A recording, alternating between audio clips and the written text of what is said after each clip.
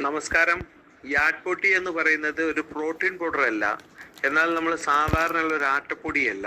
ഒരു ആട്ടപ്പൊടിക്കും protein പൗഡറിനും middle നിൽക്കുന്ന ഒരു സാധനമാണ് യാഡ്പൊടി എന്ന് പറയുന്ന സാധനം.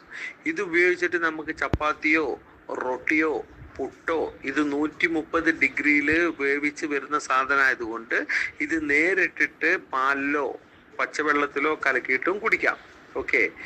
അപ്പോൾ ഇതിന്റെ പ്രത്യേകത എന്താന്ന് വെച്ചിട്ടുണ്ടെങ്കിൽ ഇത് ഏത് ഷുഗർ പേഷ്യന്റോ ഏത് ഒബിസിറ്റി ഉള്ളവർക്കോ വളരെ ഗുണകരമായ ഒരു പ്രൊഡക്റ്റാണ്.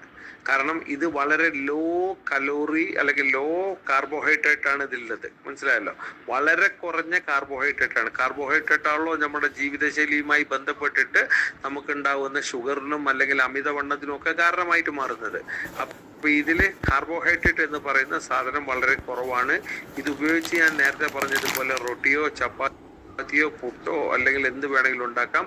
അതിലേക്ക് നമുക്ക് നോൺ വെജ് കഴിക്കുന്നവരാണെങ്കിൽ ചിക്കൻ കറിയോ മട്ടൻ കറിയോ ബീഫ് കറിയോ ഫിഷ് കറിയോ എന്ത് വേണമെങ്കിലും ഉണ്ടാക്കാം.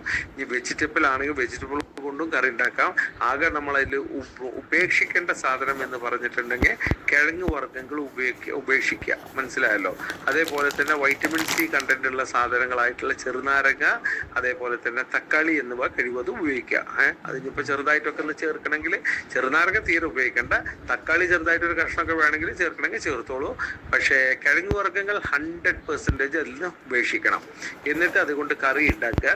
നമ്മൾ ഇതിൻ്റെ ടെസ്റ്റ് 2 മണിക്കൂറിനുള്ളിൽ റിസൾട്ട് വരുന്ന ടെസ്റ്റ് എന്ന് പറഞ്ഞിട്ടുണ്ടെങ്കിൽ നമ്മൾ ഏതൊരു ഷുഗർ പേഷ്യൻറ്റോ രാത്രി കിടക്കുമ്പോൾ അവർ ഇൻസുലിൻ ചെയ്യുന്നുണ്ടെങ്കിൽ ഇൻസുലിൻ ചെയ്യണ്ട എന്ന് പറയാം.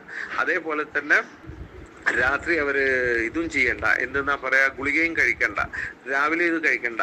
എംപ്റ്റി സ്റ്റൊമക്കിൽ അവരുടെ ബ്ലഡ് ഷുഗർ എടുക്കുക.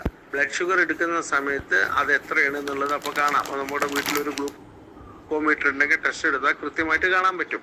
ആ ബ്ലഡ് ഷുഗർ എടുത്തതിന് ശേഷം അവർ ഇതുകൊണ്ട് ഉണ്ടാക്കിയിരിക്കുന്ന 2-3 ചപ്പാത്തിയോ റൊട്ടിയോ എന്താന്ന് വെച്ചാൽ കറി കൂട്ടി കഴിക്കട്ടെ.